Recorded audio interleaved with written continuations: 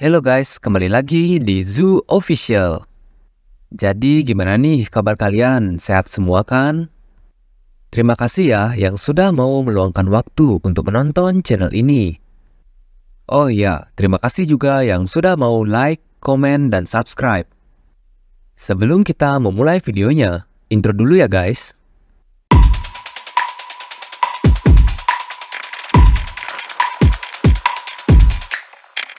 Mari, seorang peneliti dari tim pengembangan penelitian kota, memiliki pekerjaan untuk menentukan kualitas yang dimiliki oleh seorang metahuman dan memberi mereka tugas sesuai dengan kualitasnya. Di sini Mari juga menjelaskan caranya untuk menentukan kualitas seorang metahuman. Itu adalah dengan merasakan tanda-tanda yang dimiliki oleh seorang metahuman. Direktur Jin-sung pun menyuruh Mari untuk segera memeriksa tanda-tanda metahuman pada tubuh Son-woo. Ia kemudian menjelaskan kalau ada kemungkinan ketika seorang non-metahuman akan terbangkitkan menjadi metahuman. Jika benar, Son-woo ternyata adalah seorang metahuman dalam misi kali ini, maka ia akan menjadi tersangka utama, gumam dari Direktur Jin-sung. Lalu Mari telah berada tepat di depan Son-woo. Melihat Mari yang berada di hadapannya membuat Son-woo menjadi gelisah. Ia kemudian mengingat kejadian saat Mari mengecek tanda-tanda metahuman padanya. Mari pun memegang tangan Son-woo dan mulai memeriksanya tanda-tanda metahuman dalam dirinya. Selagi menunggu jawaban dari Mari, Son-woo terus saja keringat dingin. Ia mengingat-ingat insiden kemarin malam. Suara yang menyuruhnya untuk menghabisi Song-hoo dan mengambil kekuatan miliknya. Tak hanya Song-hoo, ia juga menyerap kekuatan milik Ketua Chansu. Hanya saja kekuatan milik Ketua Chansu memberikan sensasi lebih dahsyat dibandingkan dengan Song-hoo. Hingga akhirnya ia pun tumbang dan tak sadarkan diri. Itu adalah kejadian sebelum akhirnya para petugas mengamankannya. Tak lama kemudian, Mari pun telah selesai melakukan pemeriksaan pada Son-woo. Mereka pun menunggu jawaban dari Mari. Dan ternyata, Mari mengatakan kalau Son-woo bukanlah seorang metahuman. Direktur Jin-sung yang tak percaya berusaha memastikan kembali perkataan yang dari Mari. Ya, sudah pasti dia adalah orang normal pada umumnya, ucap singkat dari Mari. Di sini Song-woo kebingungan, ia pun bergumam. Apa yang terjadi? Pasti dia menyadari kalau aku sudah terbangkitkan. Sebenarnya apa yang sedang direncanakannya? Mari pun menjelaskan, seperti aslinya sudah jelas sekarang. Kasus ini adalah kasus pembantaian dilakukan seseorang yang tidak terima. Karena ia didiskualifikasi untuk menjadi warga negara. Maka ia mencoba untuk menghabisi seseorang yang memenuhi kriteria itu. Jadi mereka perlu ditandai semuanya. Dan yang tidak memperoleh kewarganegaraan, periksalah mereka semua, ucap dari direktur di sana. Son-woo kemudian mengatakan kalau ia melepaskan kewarganegaraannya dan akan kembali ke Wilderness. Direktur Jin-sung semakin kebingungan dengan keputusan dari Song-woo. Di sini Direktur Jin-sung memprotes keputusan Song-woo. Jika kau menolak kewarganegaraanmu sekarang, maka kau harus mengulang kembali prosesnya. Dengan tenang, Son-woo mengatakan kalau ia tidak ingin mempertahankan kewarganegaraannya hanya untuk diserang oleh pelaku yang sebenarnya. Jadi ia memilih jalan aman, yaitu keluar dari kota dan kembali ke Wilderness. Direktur Jin-sung hanya bisa terdiam kebingungan dengan apa yang telah terjadi. Tapi ia tak dapat melakukan apapun dan hanya mengikuti keinginan dari para anggota dewan. Scene pun berpindah dan memperlihatkan kalau Son-woo telah bebas dari dugaan tersangka. Dan ia bersiap untuk kembali ke Wilderness. Di sini Song-woo dan Eun-jung pun saling mengucapkan salam perpisahan. Karena hanya Son-woo lah yang melepaskan hak kewarganegaraannya. Mereka pun akhirnya berpisah dan Song-u memulai perjalanannya kembali ke wilderness. Setelah ia beranjak pergi, tiba-tiba Mari datang menghampirinya dan memanggilnya. Tanpa basa-basi apapun, Mari langsung mengatakan betapa leganya dia karena semua orang tak ada satupun yang menyadari kalau Song-u adalah seorang metahuman. Di sini Mari menjelaskan ia sangat tertarik dengan kekuatan dari Song-u. Aku merasakan kekuatan yang berbeda dari metahuman lainnya. Itu berada dalam dirimu, Song-u. Ucap dari Mari yang terus mendesak Song-u. Kau tahu bagaimana metahuman dikategorikan menjadi 6 kan? Kebanyakan metahuman masuk ke dalam 6 kategori. Ada penguatan fisik, kekuatan gaib, teknologi magis, penjinakan kejahatan, afiliasi psiko, dan juga sihir. Sumpah ini Mimin tuh mendengar ya. Mari melanjutkan perkataannya. Tapi, seperti Senator Beatrice dari Gwamyeong, ada metahuman yang tidak sesuai dengan standar dengan sinyal yang berbeda. Senator Beatrice adalah satu-satunya orang yang cukup terampil. Ia membuat penghalang selebar beberapa kilometer untuk sepanjang tahun. Di sini, apa tidak ada yang aneh saat kau terbangkitkan? Tanya dari Mari. Song-u pun menjawab, sepertinya aku mendengar suara aneh. Oh, itu dia, untuk metahuman afiliasi psiko. Mereka cenderung mendengar suara memerintah. Nah, jadi apa yang dikatakan suara itu? Tanya dari Mari. Di sini Song-u bergumam, bahkan jika dia ramah denganku, tak ada alasan untuk jujur tentang hal-hal seperti ini. Karena kalau kalian ingat kan, suara-suara yang terus menyuruh ngabisin hunter lain. Jadi nggak mungkin ya si Song-u ngasih tahu ke Mari. Song-u pun beralasan dia tidak begitu ingat. Ya, itu sungguh aneh. Kau memiliki jenis sinyal yang berbeda seperti Senator Beatrice. Song-u pun mengingat di saat-saat ia terbangkitkan. Sejujurnya kemampuan terbangkitkanku adalah penguatan fisik. Tetapi apakah itu sinyal yang sama dengan kemampuan luar biasa yang memungkinkan perlindungan di seluruh kota? Bencana alam di mana binatang iblis pertama kali muncul. Umat manusia berada di ambang kepunahan, tetapi hanya bisa bertahan karena kemunculan metahuman. Tempat seperti ini, Gwamyeong, akhirnya bisa dibangun kembali. Kita dihidupkan kembali berkat metahuman. Tapi jika metahuman non-standar seperti Senator Beatrice berkumpul, maka hal itu dapat menyelamatkan dunia. Satu-satunya kekhawatiran yang ku miliki adalah berapa lama lagi Senator Beatrice bisa bertahan.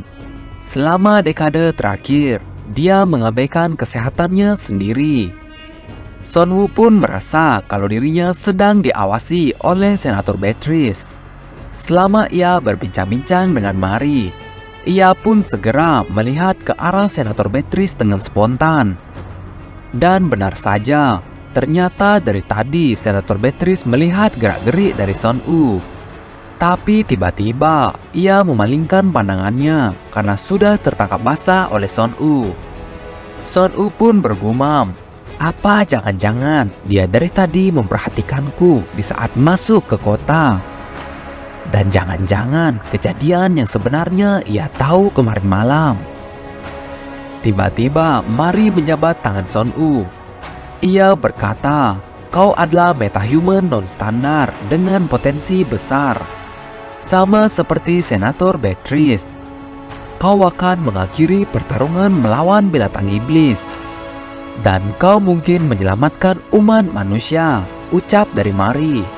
Di sini Song-u masih terlihat tenang dan ia berkata ke Mari, sepertinya sampai di sini saja perbincangan kita. Karena aku harus keluar dari kota ini, jadi selamat tinggal Mari. Scene pun berpindah ke arah Song-u yang sudah berada di wilayah wilderness. Di sini Song U bergumam, "Terbangkitkan 2 kali berturut-turut." Dan sebuah pesan terngiang di kepalaku untuk menghabisi metahuman lainnya. Kepalaku sudah hampir pecah dan semua hal yang terjadi selama kebangkitan, tapi menyelamatkan umat manusia dari gerbang yang terbuka untuk menumpahkan binatang iblis. Hampir punahnya umat manusia itu hanya 1 dekade yang lalu. Mereka yang tertinggal di wilderness hanya memiliki satu mimpi dan tujuan hidup untuk bertahan hidup.